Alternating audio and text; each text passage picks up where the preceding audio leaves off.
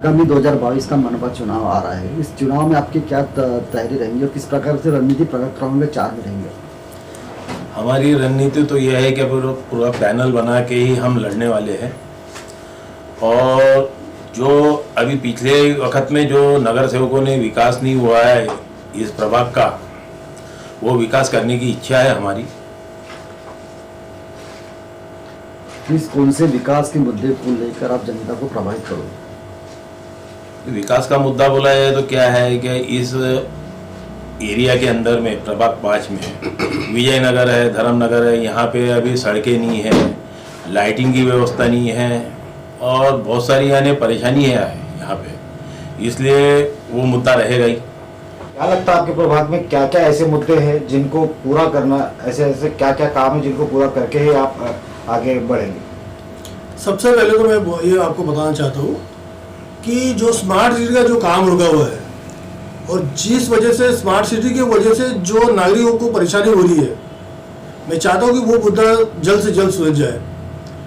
और यहाँ बहुत सारी ऐसी असुविधाएं हैं, पिछले 15 सालों से जो बीजेपी की सरकार है, सत्ता है, उनकी सारी चीज़ें उनके हाथ में होने के बावजूद भी अगर वो स्मार्ट सिटी ना बना पा रहे हो और जो अनधिकृत लेआउट है उनमें अगर वो सुविधा ना दे पा रहे हो तो 15 साल से वो क्या कर रहे हैं?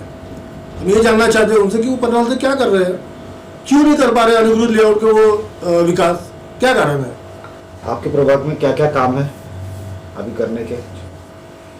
मैं रामदास शाहू और मैं पिछले 12 वर्षों से 13 वर्षों से सतत मैं कार्य करते आ रहा हूँ और मेरा कार्य का सारा समीप जो है वो जनता जनार्दन के बीच में है। आपका प्रश्न है कि आप किस मुद्दे को या किस विकास को लेकर या किस कौन से काम जो है जो आप करना चाहते हैं, तो मैं आप सभी को बताना चाहूँगा कि आप सर्वप्रथम देश के चौथे स्तंभ हो और देश के चौथे स्तंभ के सामने ना तो छल किया जा सकता है, ना तो दिल में कोई कपट रखा जाता है। मैं पूरे विश्वास के साथ आपको बताता हूं कि आज तक के सत्ताधारी इन्होंने सिर्फ जनता के साथ में छल करने का काम किया है, दिल में कपट रखकर वक्त आने पर उनको लॉलीपॉप देने का कार्य किया है। इससे ज्यादा उन्होंने कुछ नहीं किया। विकास का मुद्दा रह गया।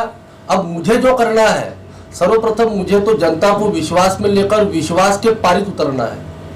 यह सबसे पहले विकास का प्राथमिकता है कि जनता के बीच में मैं रहकर जनता को विश्वास दिला सकूं कि मैं जनता के लायक हूं और जनता के यदि मैं लायक हूं तो उनका हर एक कार्य में मैं निपुण रहूं, यह भूमिका मेरी रहेगी।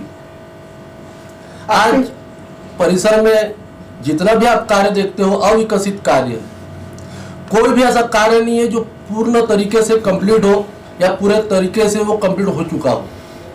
आप रास्ते देखो, पानी देखो, बिजली देखो, हर चीज अधूरी है। यहाँ पर चुनाव आता है, 43 लाख का फंड, 47 लाख का फंड, 1 करोड़ का फंड, ये सिर्फ अघोषित किया जाता है, ना कि इसको परिपूर्ण तरीके से उपयोगिता में लाया जाता है। शहर में आज आपका ही पार्टी के पालक मंत्री साहब है, जैसे कि एनएमसी इलेक्शन चालू हुए तो उनके फंड से काफी कुछ इलाकों में काम हो रहे हैं, तो क्या आपके प्रभाग में भी कुछ ऐसा आया है? पालक मंत्री साहब को हमने निवेदन दिया था और उन निवेदन के अनुरूप हमारे प्रभाग 4 और अभी वर्तमान स्थिति में प्रभाग 5 में उन्होंने 1 करोड़ रुपए का जो हमें लेटर दिया हुआ है, जो कि एनआईटी से हमें प्राप्त हुआ है।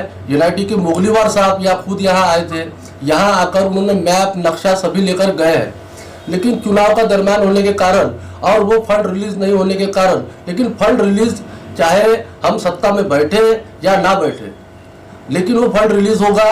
और कांग्रेस पार्टी ये 1885 से और 1932 से और आज तक ये सिर्फ सच्चाई के लिए और विकास के लिए और लोगों के मानसिकता और सोच के लिए काम करती है। जी, जैसा कि देखा जाए आपके प्रभाग में काफी कुछ समस्याएं है, तो इन समस्याओं के विरुद्ध आपने अभी के जो प्रेजेंट नगर सेवक रहे उनके खिलाफ कुछ आंदोलन या कुछ आपने किए?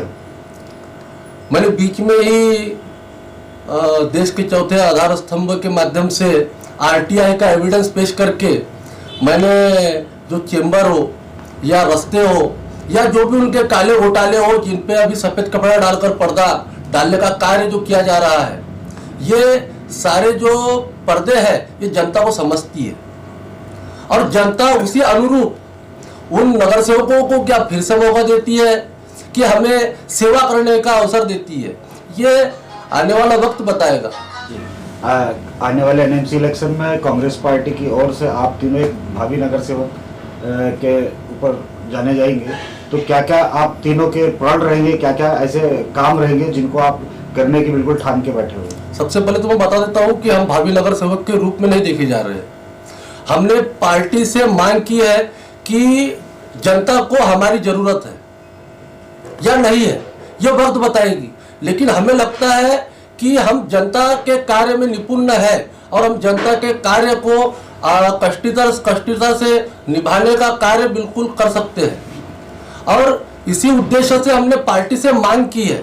और पार्टी का जब आदेश आएगा कि भाई आप लड़ो, मैदान में उतरो, हमारे खिलाफ में कौन है हमें फर्क नहीं पड़ता, हमें लड़ने का आदेश आएगा हम अवश्य लड़ेंगे।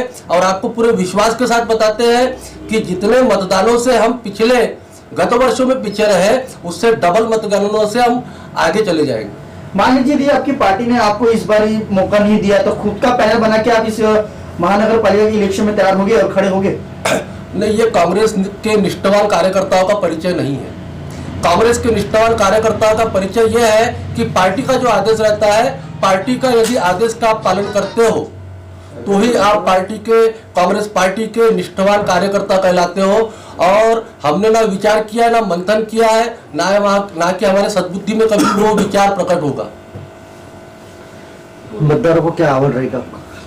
मतदारों को हमारी ओर से यही आह्वान रहेगा कि सच का सच और झूठ का बोलबाला ये जनता के बीच में खुल गया है।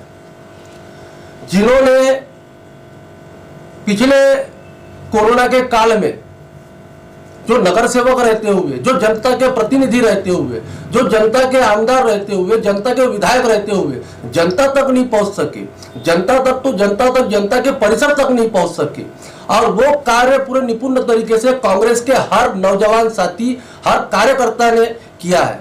ना कि कांग्रेस में कोई नेता है, नेता जो होते हैं वो सिर्फ नेतागिरी करते हैं और कांग्रेस में सिर्फ सेवक होते हैं। पूर्व नागपुर में भाजपा का बोलबाला है, सबसे ज्यादा नगर सेवक भी पूर्व नागपुर से, सबसे ज्यादा लीड भी पूर्व नागपुर से रहती है नगर सेवकों और विधानसभा से लेकर सारी चीजें। तो ऐसे में क्या कांग्रेस की नैया यहाँ पे पार हो पाएगी? शायद आपको मैं याद दिलाना चाहूंगा कि जिस पूर्व नागपुर से 78,000 की लीड आदरणीय गणमाननीय गडकरी साहब जी ने लिए थे, 78,000 की लीड लिए थे, यानी उसको सीधे भाषा में कहा जाता है कि 78,000 का गड्ढा हुआ था, ऐसा कहा जाता है। लेकिन हमारे भाषा में यह कहा जाएगा उसको कि 78,000 की लीड लिया गया। और उसके बाद जब विधानसभा हुआ तो वो 78,000 की लीड को कम करके हमने उसको 27 से 28,000 के बीच में लाने का कार्य किया। तो जब इतने अगर उनके नगर सेवक में अगर पावर था और इतने उनके निपुण कार्य थे, इनके उतने निष्पक्ष कार्य थे, तो फिर जो 78,000 का जो एक लीड थी वो कहीं ना कहीं इतने कम स्तर पर नहीं आना चाहिए था। और आज लोगों की मानसिकता, लोगों की वैचारिकता ये बदल चुकी है, क्योंकि उनका पर्दाफाश हो चुका है। महानगर पालिका का घोटाले हर जनता, हर एक एक व्यक्ति के पास पहुंच चुका है, हर एक की मानसिकता बन चुकी है। भारतीय जनता पार्टी ने अगर आपको ऑफर दी